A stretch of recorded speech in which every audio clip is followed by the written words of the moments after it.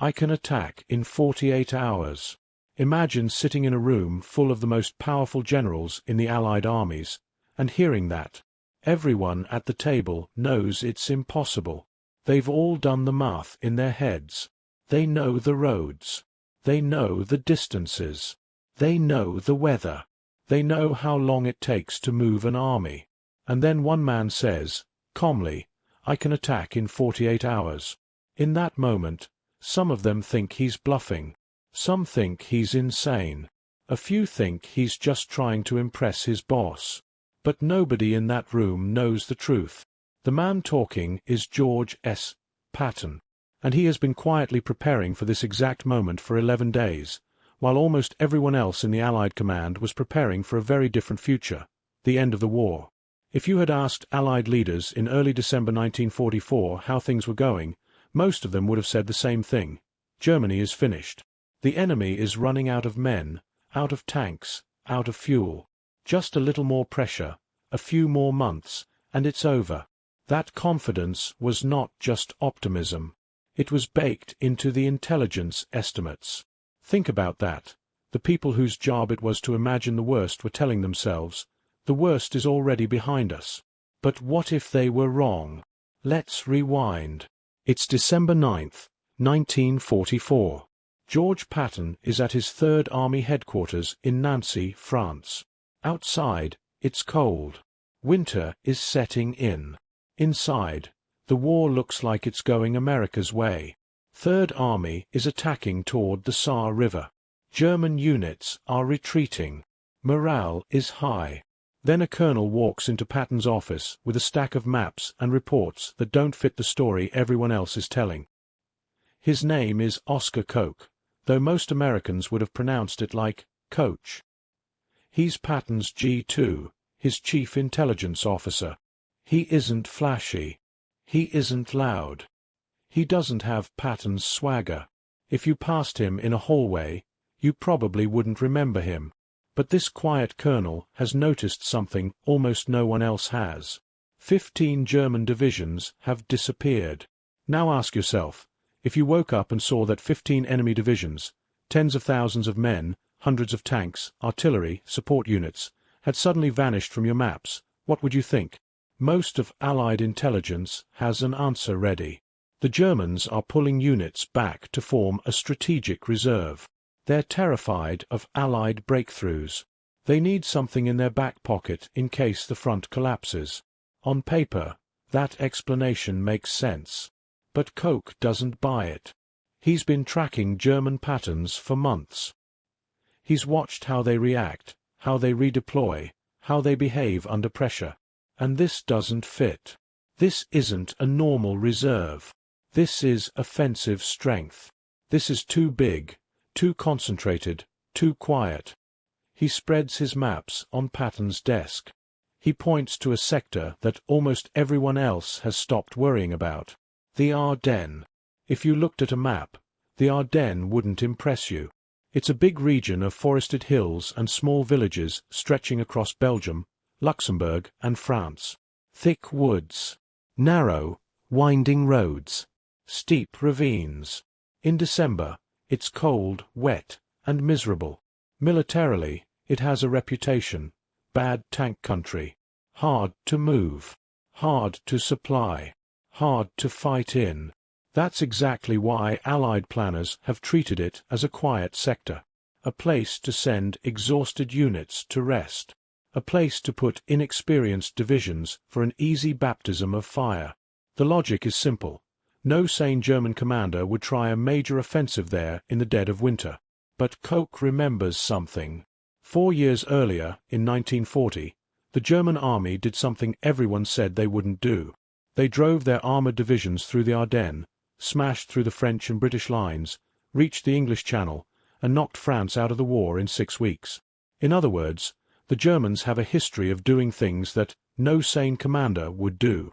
Koch points at the map, at the thin American line, at the gaps between units, at the long, exposed stretches held by tired, understrength divisions. He lays out his case to Patton. German radio traffic has spiked opposite the Ardennes. Prisoner interrogations mention new units and new tanks in the area. Belgian civilians are reporting heavy traffic on roads behind German lines. Trucks moving at night. Columns of troops marching in bad weather. There are rumors of elite units redeploying. All of it lines up with something big. Something organized.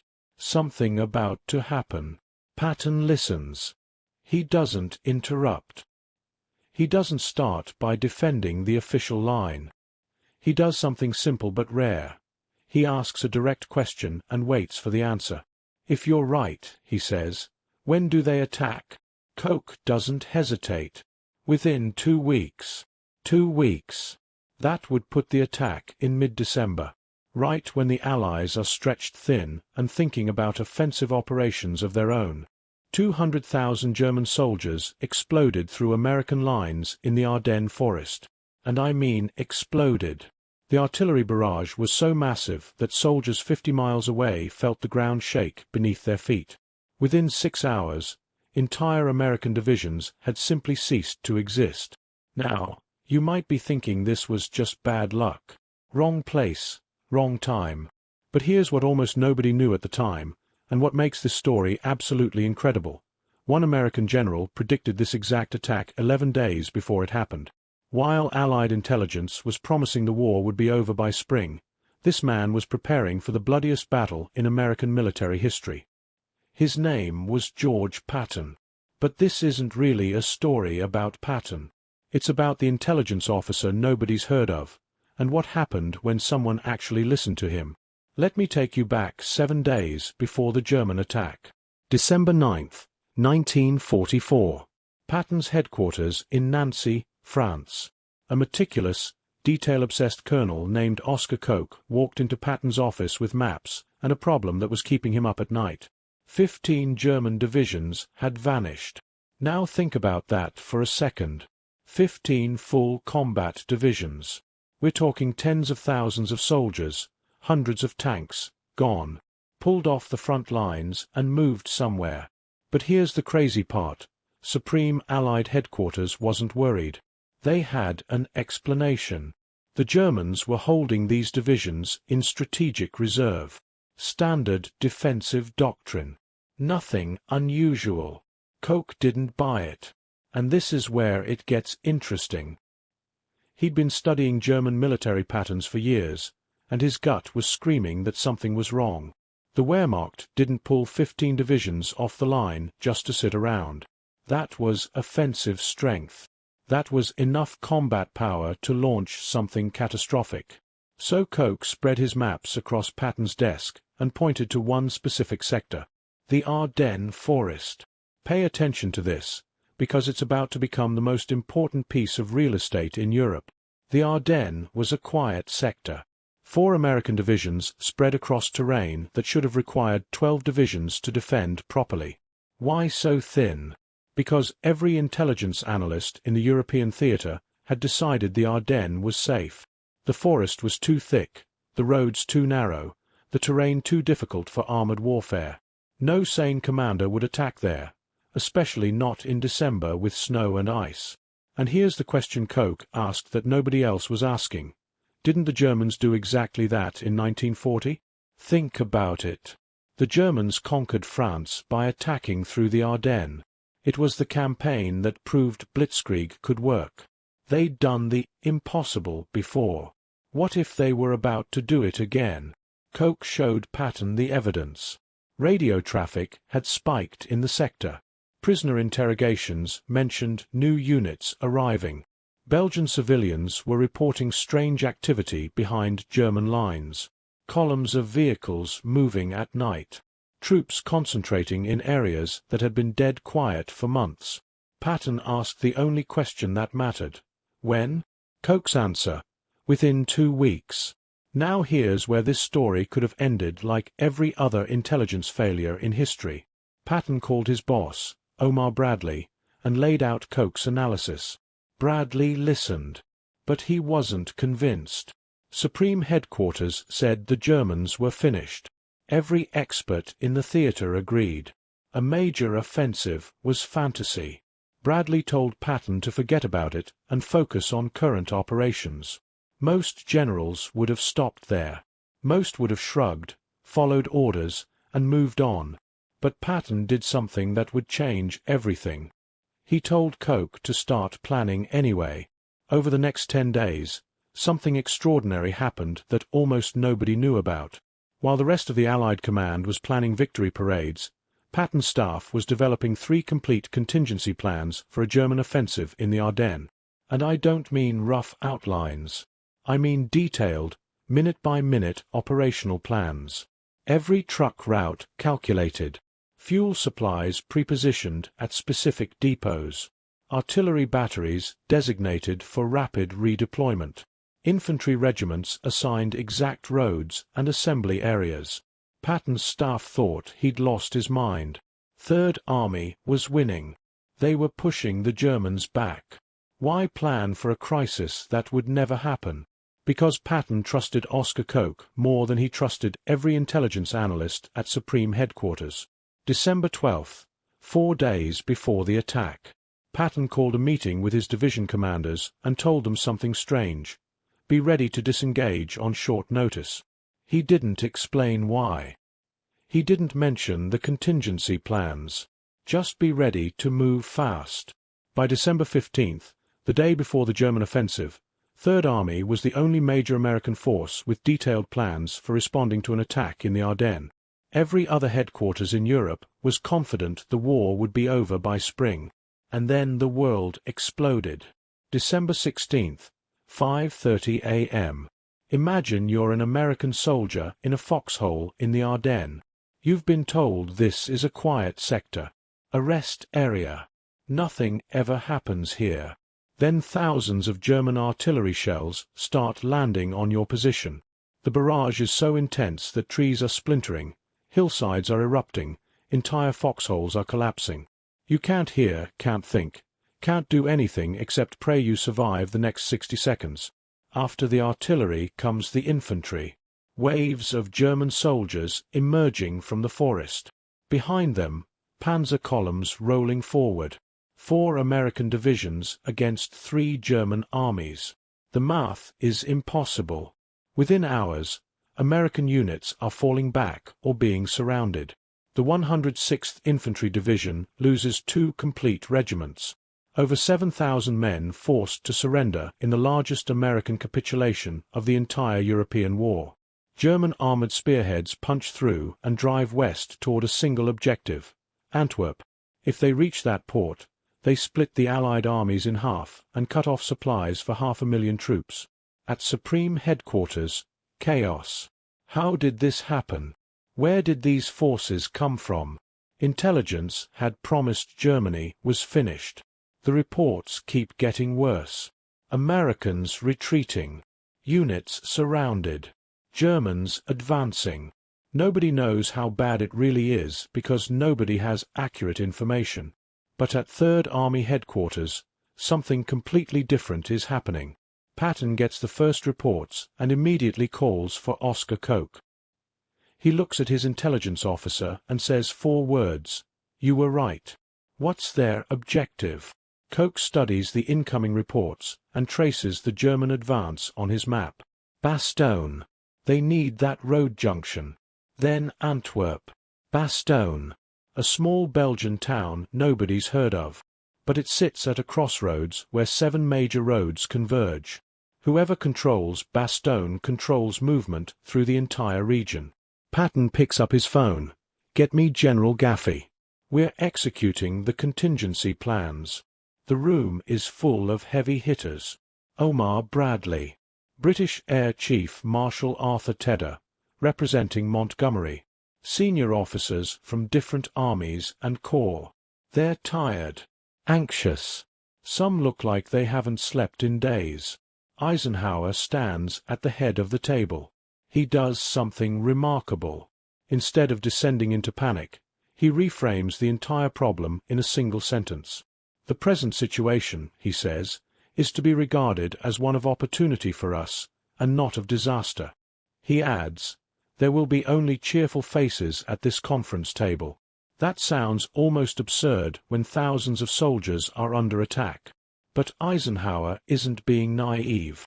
He understands something crucial about what the German offensive really means. 4 months, the German army has been dug in, defending, bleeding the Allies slowly. Now, suddenly, those same German units have come out of their fortifications. They're on the move.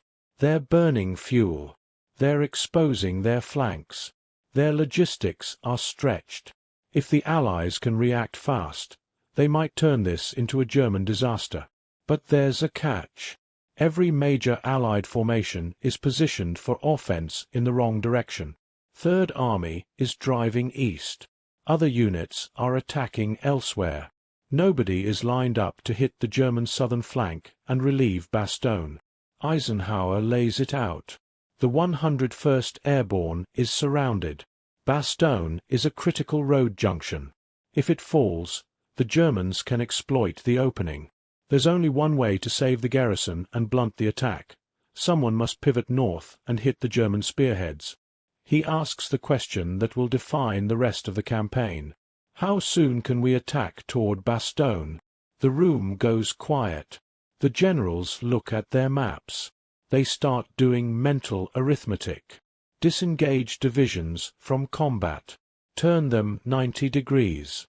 Move them through winter weather along clogged roads. Then assemble them in attack positions. How long does that take? 72 hours? 96 hours? Longer? Everyone is thinking the same thing. This is a logistical nightmare. Then Patton speaks. I can attack with 2 divisions in 48 hours. 3 divisions in 72. The silence deepens. Some men shift in their chairs. A couple of British officers glance at each other. It sounds insane. Eisenhower looks directly at him. George, he says, this is no time for theatrics. The 101st is surrounded. If we promise relief and fail, those men die. I have to know if you're serious. Patton doesn't flinch. I've already given the orders, Ike, he says. Third Army is disengaging now. I have 3 contingency plans prepared. I've been expecting this attack for 11 days. Think about the weight of that statement. In a room full of men who've been surprised, Patton is saying, I wasn't. I believed my intelligence officer. I planned for this. Eisenhower has known Patton for decades. He knows Patton can be theatrical. He knows he likes grand statements. But he can see that this time, it's not bluster. After a moment, he nods. All right, George, he says. Get moving. Patton leaves the conference, gets to a phone, and makes a call to his chief of staff. He doesn't launch into a speech. He doesn't explain the stakes. He doesn't need to. He gives a 2-word order. Play ball. With those 2 words, the contingency plans become reality. Within minutes, the telephones and radios at Third Army headquarters are alive with traffic. Orders go out. Units that were attacking east are told to halt and prepare to move north. Corps commanders receive their new missions. Divisions get new objectives. The 4th Armored Division begins pulling back and turning north. The 26th Infantry Division is told to follow. Other units are alerted that they may move next. Over the next few hours, the quiet planning of the previous 11 days turns into one of the most complex movements of troops and vehicles of the entire war. Imagine what this actually looks like on the ground. You're a tank crewman in the 4th Armored Division. Yesterday, you were facing east, trading shells with German guns, thinking about how much longer until you hit the German border. Suddenly, your officer tells you to turn around. You're going north now. New destination. New objective. No time to rest. You're an infantryman loading into a truck. You don't know exactly where you're going, but you know it's bad. Rumors are flying. The Germans broke through. They've surrounded the 101st. We're going to Bastogne. You're a logistics officer looking at a fuel depot. Yesterday you were planning to support a slow, methodical advance. Today, you're being told to support a high-speed operational pivot in rotten weather over bad roads. How do you pull that off? With planning. Because Patton's staff did their homework, they already know which roads can handle heavy traffic.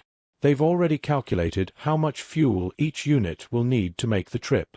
They've already identified where to send military police to keep intersections clear. They've already decided which artillery units can move first. Over 133,000 vehicles begin to move.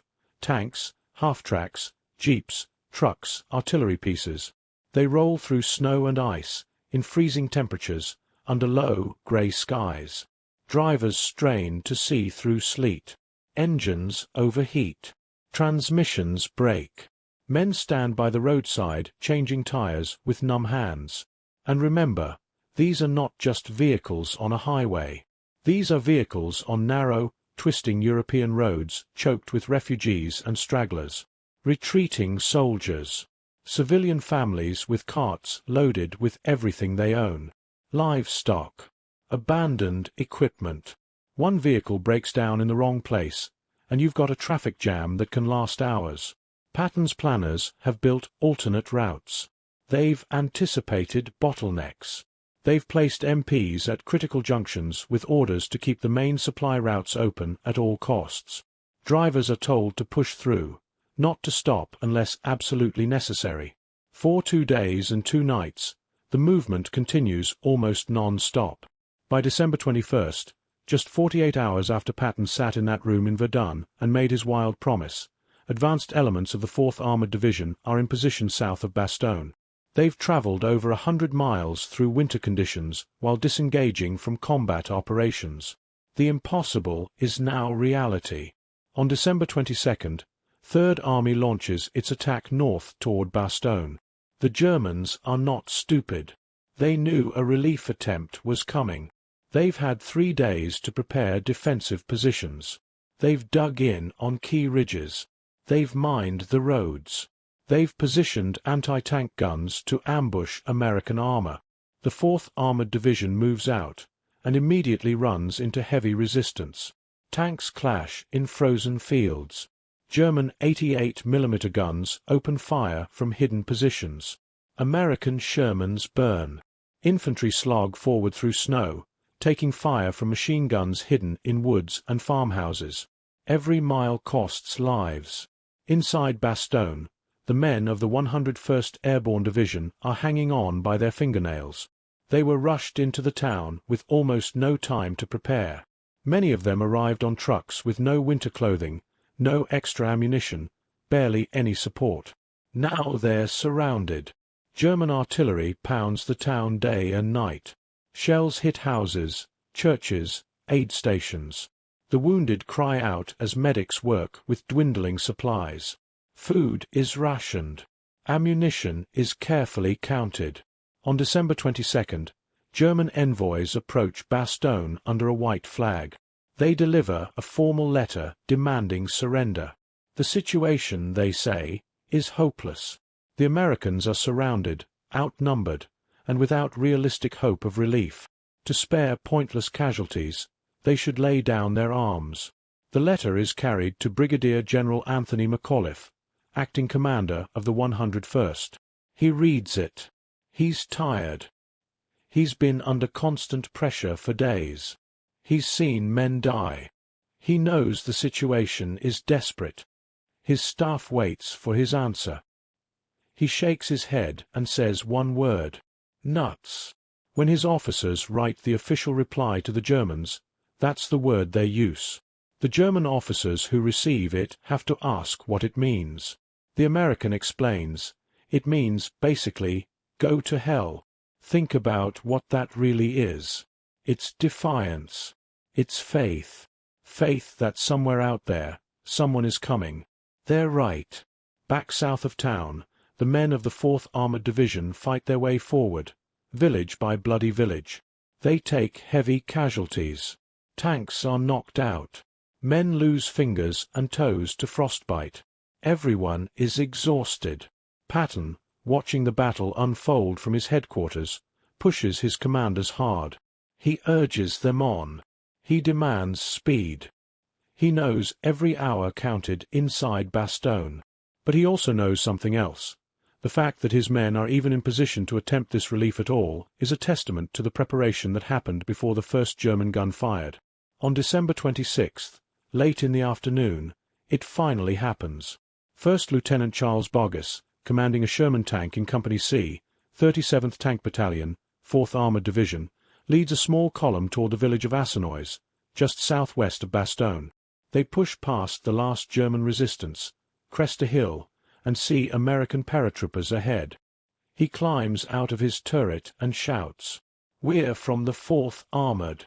The siege is broken." A narrow corridor now links Bastogne to the rest of the Allied lines. It's not wide. It's not perfectly secure.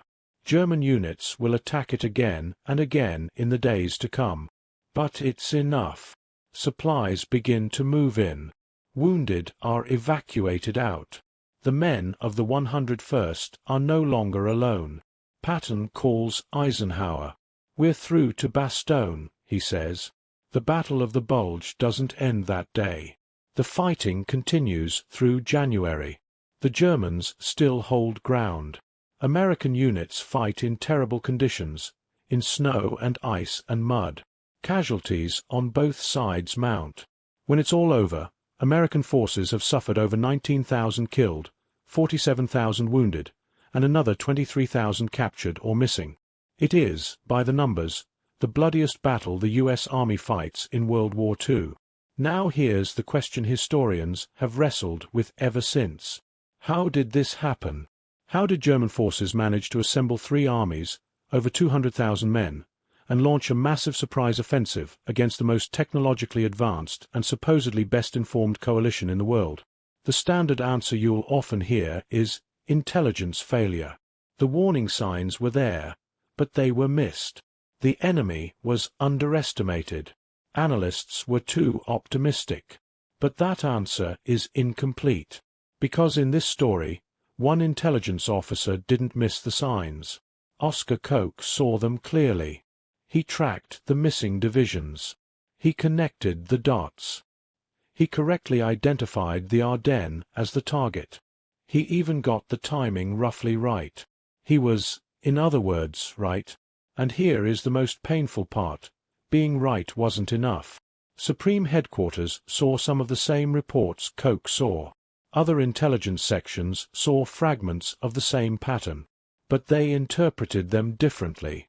They filtered every new piece of information through the assumption that Germany was collapsing. Missing divisions? Strategic reserve. Increased radio traffic? Routine communications. Civilian reports of troop movements? Unreliable gossip.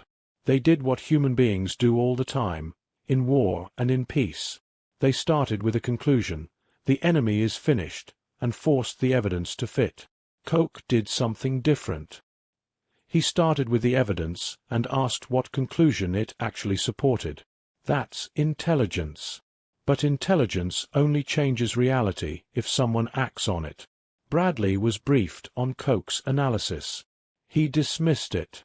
Eisenhower's headquarters was aware of some of the same indicators.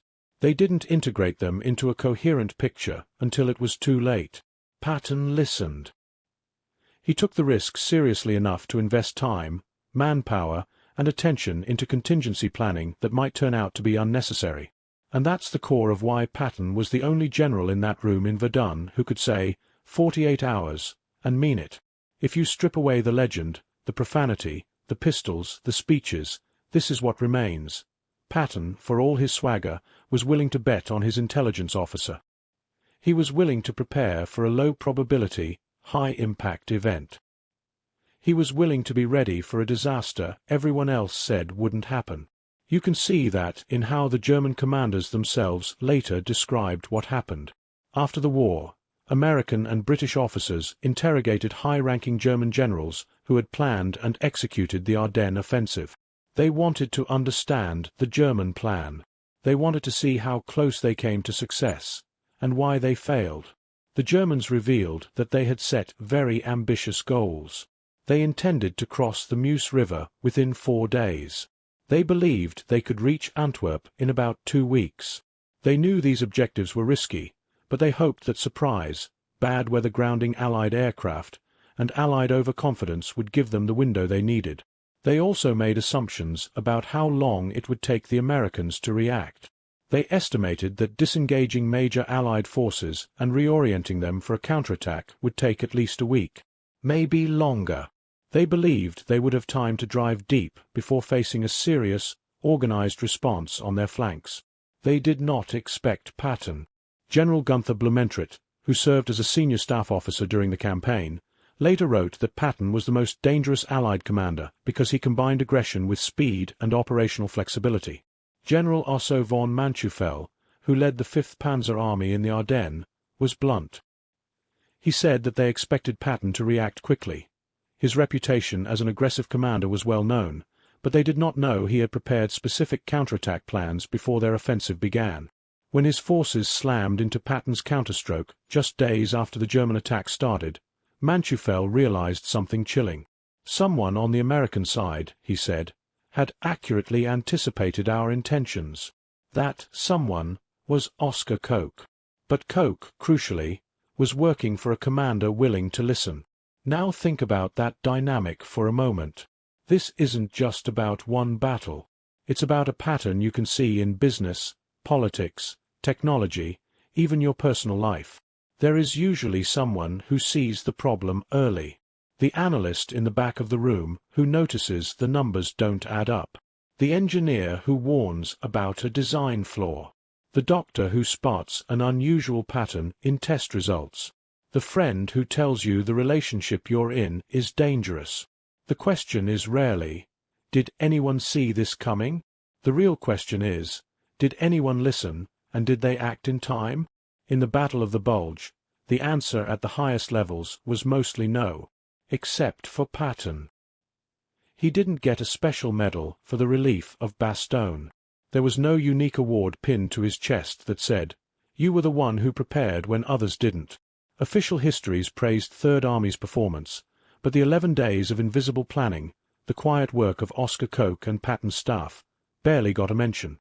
Oscar Koch himself, the man whose analysis proved more accurate than entire organizations of intelligence officers, remained largely unknown outside of specialized military circles. He didn't become a public hero. There were no movies made about him. His name did not become a household word. Yet inside the military, a powerful lesson echoed from Bastogne and the Ardennes. Intelligence only matters if leaders trust it. Preparation only matters if someone is willing to invest in it before the shooting starts. And assumptions, especially comforting ones, can be deadly. If you think about your own life, you've probably seen smaller versions of this. Times when people around you believed something because they wanted it to be true. Times when warning signs were ignored because they were inconvenient. Times when the person who was right was dismissed until events proved them correct, at a much higher cost. The story of Patton and the Battle of the Bulge isn't just a war story. It's a case study in what it means to be ready. Most of the Allied generals were brave, capable, experienced. They commanded thousands of men. They had access to huge staffs, mountains of reports, all the machinery of a modern military. Only one of them walked into that conference room in Verdun able to say, truthfully, "I can attack in 48 hours. Not because he was lucky. Not because he was reckless. Because he was prepared. And the next time you see a crisis unfold and hear people say, "No one could have seen this coming," you might remember a quiet colonel spreading maps on a general's desk, pointing at a forest in Belgium and saying, "They're coming, and they'll be here soon." The real question, then and now, is not whether someone can see the storm on the horizon. It's whether anyone is willing to believe them, and get ready before it hits.